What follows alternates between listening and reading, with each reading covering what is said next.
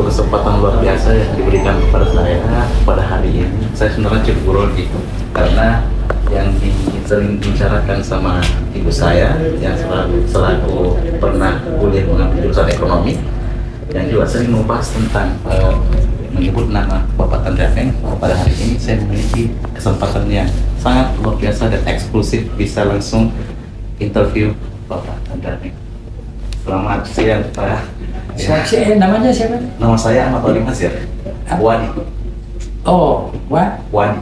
Wadi. Iya. Oh, oke, Wadi. Jadi saya dari timnya Emil Abeng Center Volunteer yang kami buat untuk pemberdayaan Gen Z dan Gen Y. Nah, mungkin untuk pembahasan ini saya mau tanya ke Pak Andri. Ya. Izin, Pak. Saya mau tanya Pak, sebenarnya sebagai Selayar, jadi saya pernah berbincang dengan teman-teman di Selayar. Ketika dia bilang seperti ini, orang tua itu kalau di Selayar ngomong seperti ini, nah, sekolah kok, kuliah kok, biar bisa pintar seperti Pak Tandri. Nah, terus saya konfirmasi lagi nih sama Pak Emil. Ini sempat cerita sedikit bahwa Pak Tandri ini anak bungsu dari 5 bersaudara. Ya. Terus spirit untuk melanjutkan studi kuliah terus ditarik dari Makassar ke Amerika sebagai dan seperjalanan kehidupan Pak Tandri.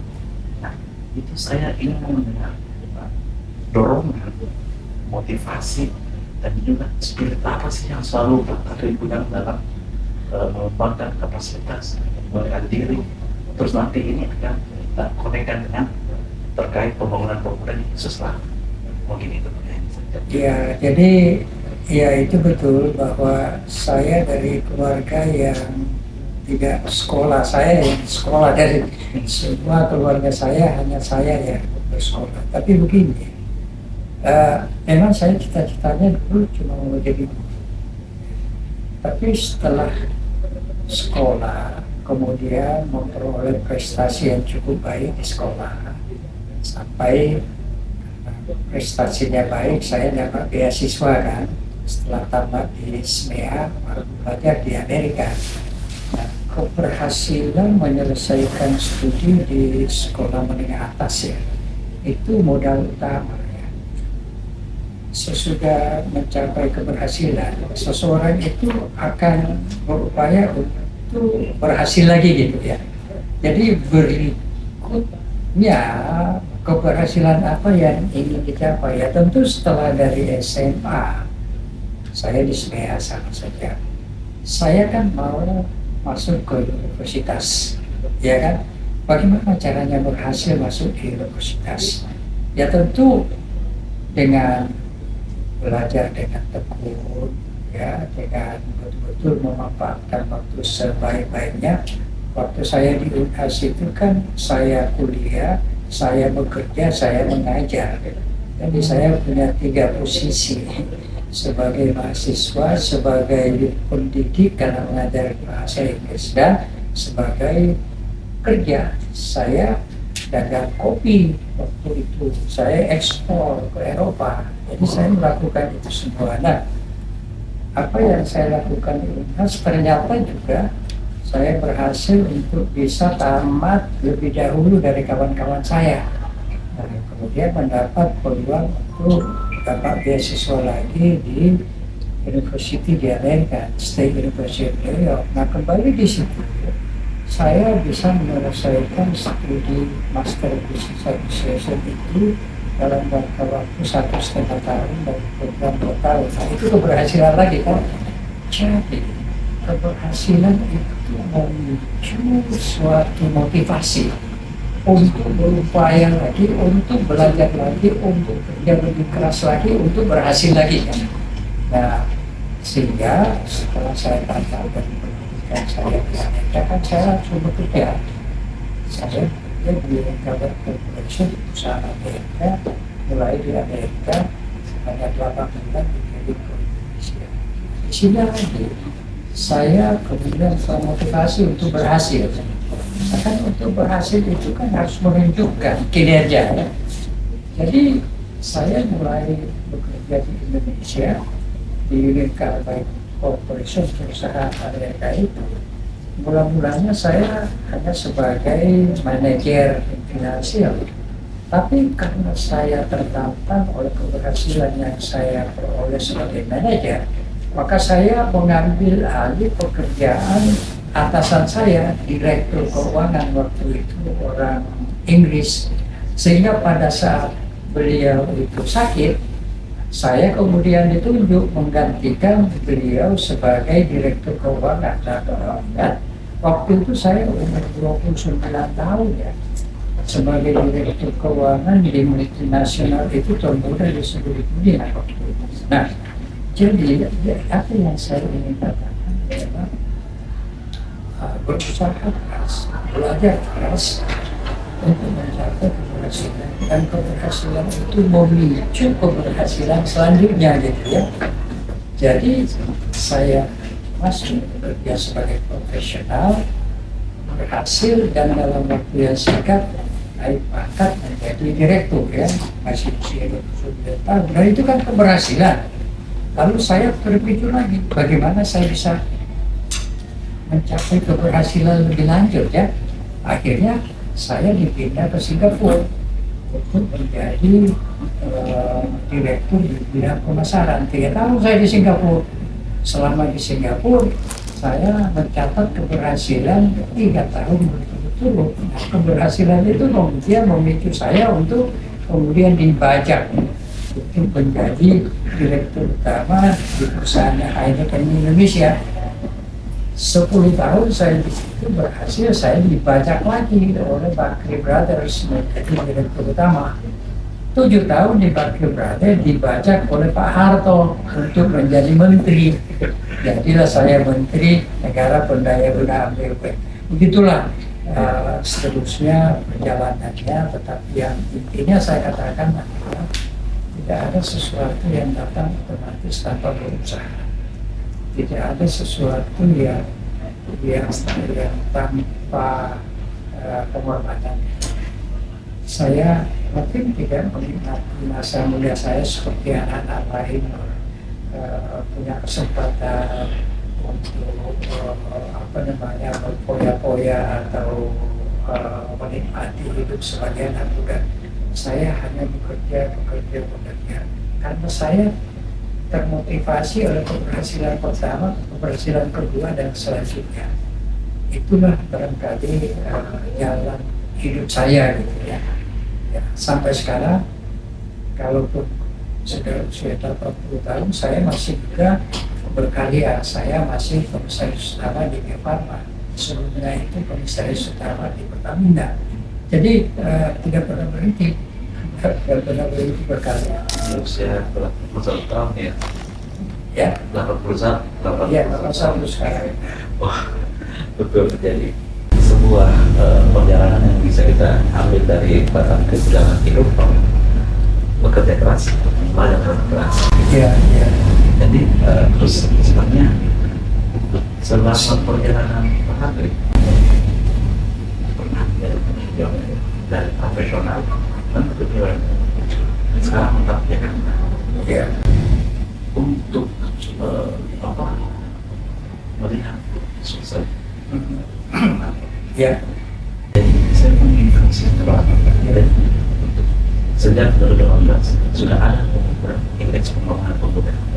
Nah, ternyata Sulawesi Selatan ini termasuk kategori dengan indeks pengembangan pemuda yang terendah di bidang kesejahteraan, kemudian di bidang lapangan kerja, kemudian yang ketiga terkait dengan diskriminasi. Gimana Bapak?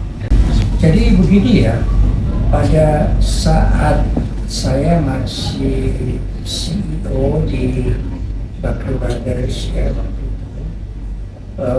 Pak Amiruddin, Profesor jadi begini, yang pertama dia minta advis itu saya. Jadi saya datang ke Pak Amiruddin mengatakan Andi, Sulawesi Selatan tidak bisa dibantu hanya oleh pengusaha asal Sulawesi Selatan atau yang ada di Sulawesi Selatan. Bagaimana caranya kita bisa membangun melalui investasi yang datang dari luar Sulawesi Selatan. Oleh karenanya saya mengatakan kepada saya bilang, kalau kita membuat tentang Sulawesi Selatan, sebenarnya daerah ini kaya dengan sumber daya alam, khususnya komoditas. Maka Pak Amiruddin mengembangkan pemwilayahan komoditi pada waktu itu. Jadi ada kopi, ada kakao, dan lain-lain sebagainya. Itu saya bilang harus dikembangkan. Yang kedua, Sulawesi Selatan ini sebenarnya bisa menjadi katakanlah daerah pariwisata, karena biasanya pariwisata itu melihat bukan keindahan alam ya, tapi laut. Bahkan saya berpikir Pulau Selayar itu ada Takabonerate mestinya dikembangkan untuk pariwisata, karena negara-negara yang pariwisatanya maju pasti masyarakatnya mau, di mana saja, apakah itu di Perancis, apakah itu di Spanyol, pariwisata berkembang, katakanlah kontribusi yang luar biasa terhadap perkembangan ekonomi, termasuk lapangan kerja untuk satu wisatawan asing. Itu direct and indirect lapangan kerja yang diciptakan 7 orang. Nah, lalu kemudian saya ditunjuk oleh Menteri Pariwisata menjadi Ketua Badan Promosi Pariwisata di Indonesia. Yang pertama saya lakukan adalah bagaimana membangun tujuan wisata di Sulawesi Selatan, yaitu di Makassar. Maka saya membangun yang namanya Goa Makassar Tourism Development Corporation yang sekarang terkenal dengan Tanjung Bunga. Tanjung Bunga itu dulu itu rawa sama sekali. Yang membawa investor masuk itu saya bawa Dipo antara lain masuk itu membangun Tanjung Bunga itu. Jadi yang mendirikan DNTD yang kita kenal sekarang dengan Tanjung Bunga itu saya. Dengan saya membawa investor sesuai dengan permintaan dari Profesor Amiruddin sebagai gubernur pada waktu itu. Jadi pariwisata adalah bagian yang bisa dikembangkan selain daripada pengembangan komunitas. Sayangnya pengembangan komunitas ini tidak diikuti dengan hilirisasi dari komunitas. Misalnya kita penghasil kakao terbesar di Indonesia, dan kakao itu Indonesia penghasil nomor 2 di seluruh dunia. Sebenarnya apa yang harus terjadi, harus ada pabrik coklat di Makassar misalnya, di Sulawesi Selatan. Nah, ini tidak diikuti dengan industrialisasi. Nah, begitu juga dengan kopi misalnya. Kita punya potensi untuk mengembangkan industri kopi, tetapi itu juga kita tidak lakukan. Ya, jadi komoditasnya tidak berkembang dengan pesat sesuai dengan kebutuhan. Karena begini, industri akan menanam modal kalau sumber bahan bakunya itu teratur dan berkualitas. Nah, ini yang tidak terjadi. Nah, sesudah Pak Amiruddin kan berubah masalah-masalah pengembangan daripada Sulawesi Selatan. Jadi selama pemerintahan di Belanda pun Makassar ini sudah jadi entrepot internasional, bisa ekspor dari Makassar kan. Nah, jadi saya bilang komoditas harus dikembangkan, diikuti dengan hilirisasinya, industrinya. Pariwisata perlu dikembangkan. Kedua, perdagangan. Makassar harus jadi pusat perdagangan, tapi karena kurang berkembang akhirnya ditarik ke Surabaya. Surabaya lebih maju daripada Makassar. Sebelumnya Makassar lebih maju zaman Belanda loh. Nah, jadi perdagangan, selain daripada pariwisata juga. Yang terakhir begini, dulu era sebelum saya, orang-orang dari Indonesia Timur yang pintar-pintar itu belajarnya di Makassar. Jadi Makassar harus center daripada pendidikan. Nah, 3 hal ini yang saya usulkan kepada Pak Erwin, ya sebagian jalan, sebagian kurang jalan. Jadi memang dari pemerintahan daerah ke pemerintahan daerah kan tidak konsisten. Jadi itulah saya kira apa yang harus dibenahi, harus diperbaiki. Karena begini, potensinya tetap ada, sumber daya alam tetap ada kan, termasuk tambang ya. Misalnya itu Vale, itu industri tambang nikel, itu kan terbesar di dunia, dia ada di Sulawesi Selatan. Tapi kan kalau hanya menggali kemudian ekspor, tidak melakukan hilirisasi, tidak akan baik. Jadi yang harus dilakukan oleh Indonesia termasuk Sulawesi Selatan adalah bagaimana mengembangkan industri hilir selain daripada industri itu sendiri. Yang kita harus bangun salah satunya apa? Menciptakan lapangan kerja. Dan terus ada misalnya itu kan selain daripada potensi pariwisata, sumbernya itu kalau dulu kopra, ya. Tapi sekarang potensinya sebenarnya di sektor perikanan. Oleh karenanya UNHAS membangun kampus untuk bidang pendidikan di perikanan di Selayar. Jadi itu sudah benar itu. UNHAS melakukan itu semua. Nah, ini membutuhkan katakanlah kreativitas, kepemimpinan, kan dunia berubah ya. Jadi kalau kita tidak berubah, maka kita akan ketinggalan. Maka diperlukan pemimpin yang bisa berpikir lebih maju ke depan. Tidak hanya mengikuti apa yang ada saja. Harus ada kreativiti. Dan kreativiti ini kan mestinya harus datang dari anak-anak muda. Oleh karenanya saya optimis dengan anak-anak muda, kalau mereka itu bisa belajar terus, bisa kreatif, pemerintah mendorong, saya kira harapannya ya untuk Sulawesi Selatan mestinya maju. Karena orang-orang dari Bugis Makassar ini kan mereka itu punya katakanlah sifat atau karakter entrepreneurial. Mereka bisa jadi entrepreneur, tapi kan harus ada yang memfasilitasi bagaimana menjadi entrepreneur kan. Nah itu semua harus terjadi baik di pemerintah eksekutif maupun di legislatif. Kenapa legislatif penting? Karena di legislatif inilah yang membuat kebijakan-kebijakan kan, aturan-aturan untuk bisa menopang kebijakan dari pemerintah. Jadi peranan daripada legislatif ini penting. Kan kita ada dalam suatu negara kan ada triloginya ya. Jadi eksekutif, legislatif, yudikatif ya.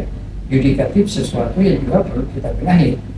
Tapi legislatif ini penting karena mereka yang bisa memformulasikan aturan perundangan untuk bisa menunjang proses pembangunan itu sendiri gitu.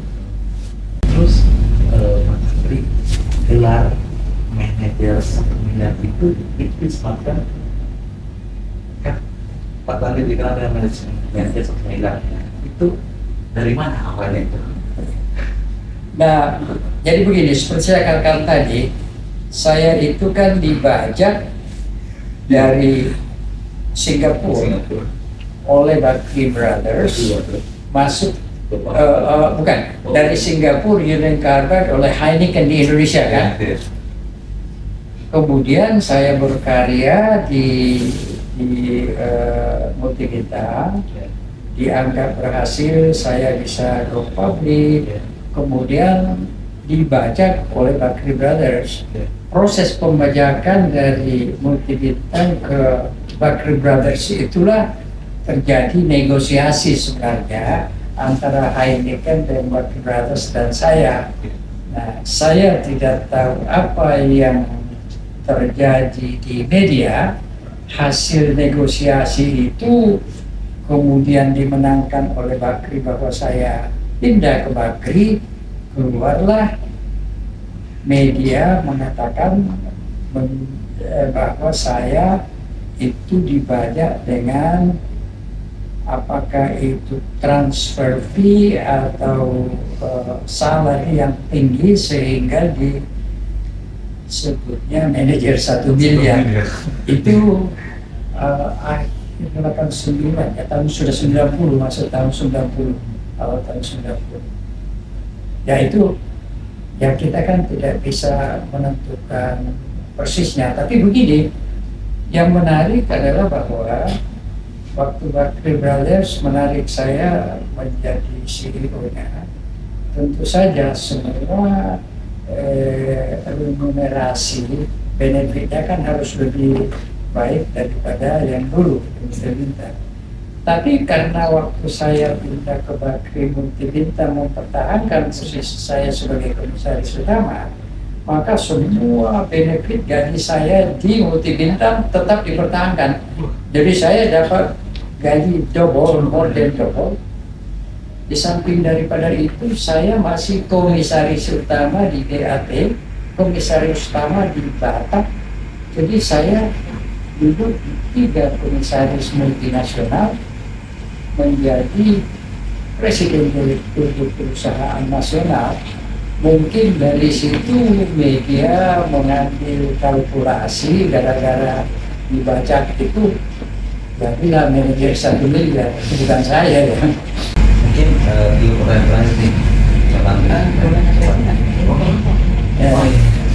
tapi iya. Mungkin Terus saja.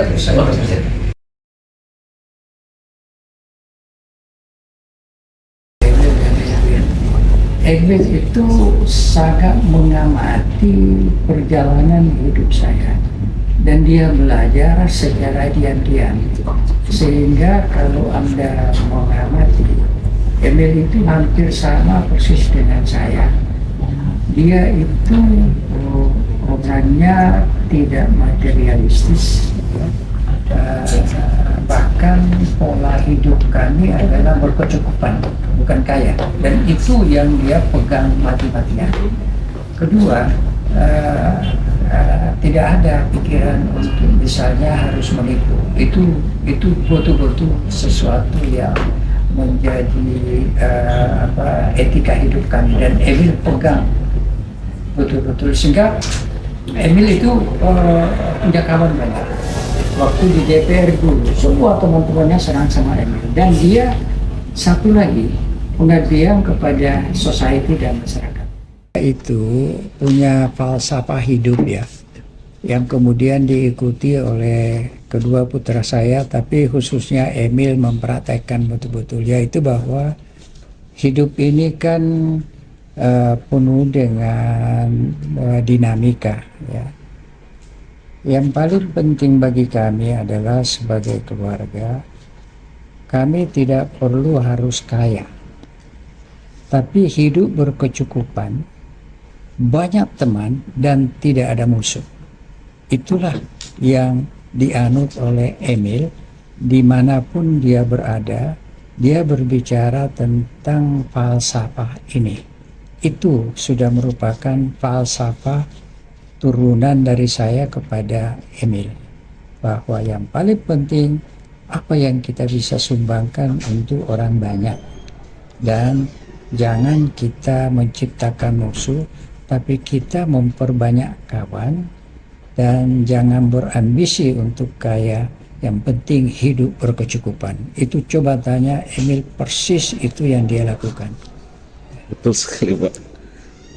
Terus Pak, mungkin sebelum closing, saya mau minta nih, dan untuk rekomendasi kepada Gen Z yang ada di Sulsel dan di Indonesia, rekomendasi buku yang mungkin sangat menginspirasi Pak Tanri, ataupun yang sejauh ini Pak Tanri baca itu sampai sekarang itu masih selalu diulang, atau seperti apa itu?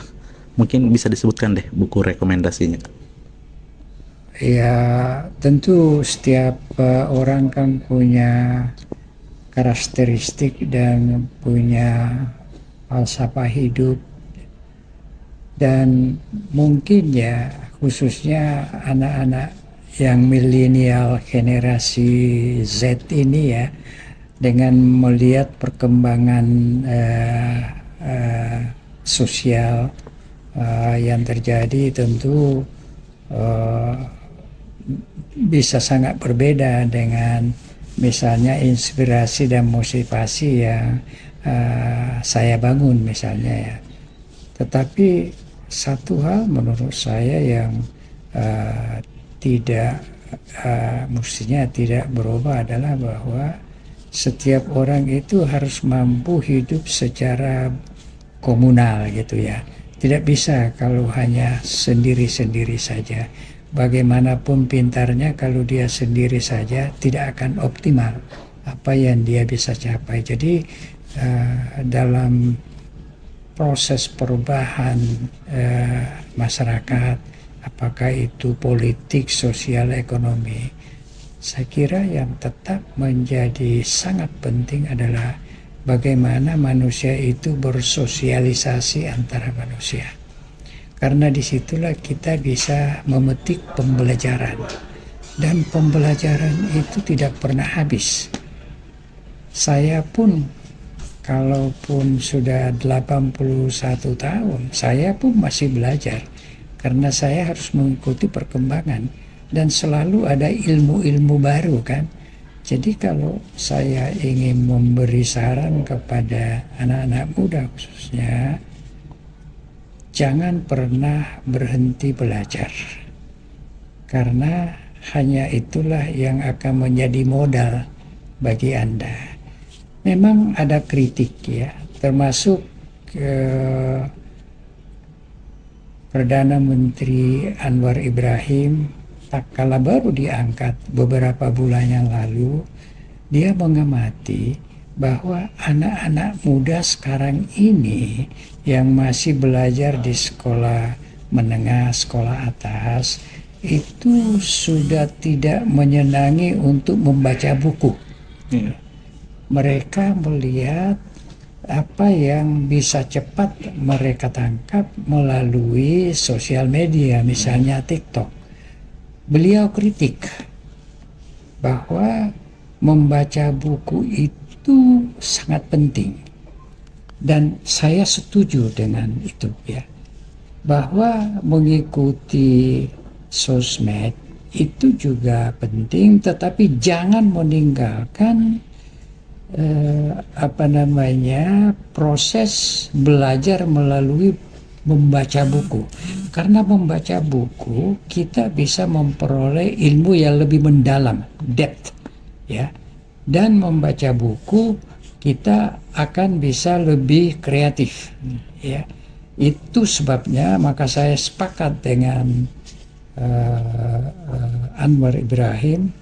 Bahkan beliau langsung memanggil Menteri Pendidikannya, karena dia khawatir anak-anak muda tidak mau lagi membaca, dan karena tidak mau membaca maka keilmuannya itu dangkal. Nah, ini yang barangkali perlu diingatkan kepada anak-anak muda, bahwa jangan melupakan dan tidak lagi memiliki hasrat dan keinginan untuk membaca buku, karena banyak ilmu dan pengetahuan, pengalaman yang ada di buku. Jadi belajarlah melalui buku. Itu sebabnya juga maka saya masih tetap mengarang buku. Saya baru saja akan menyelesaikan buku yang tebalnya 800 halaman mengenai manajemen sebagai profesi. Nah, saya tidak ingin mengatakan harus baca buku saya, tetapi begitu banyak pemikiran, begitu banyak ilmu, begitu banyak pengalaman yang dituangkan dalam buku, dan oleh karenanya saya anjurkan anak-anak muda janganlah meninggalkan kebiasaan dan kepentingan untuk membaca buku itu. Siap, terima kasih banyak Pak Tanri dengan pesan-pesan untuk Gen Z di seluruh Indonesia dan khususnya untuk di Sulawesi Selatan untuk menjadi kembali epicentrum pendidikan ya, Iya. dan melahirkan orang-orang hebat lainnya ya di masa yang akan datang. Insya Allah, amin amin. Ya, insya Terima Allah. kasih banyak Pak Tandri atas kesempatannya di tengah kesibukan masih ingin menyempatkan untuk berbincang-bincang dengan saya dan teman-teman. Terima kasih banyak teman-teman. Saya mengingatkan jangan lupa untuk subscribe and like this video. Oke, terima kasih banyak Pak Tandri. Terima kasih. Assalamualaikum warahmatullahi wabarakatuh teman-teman. See you. Waalaikumsalam.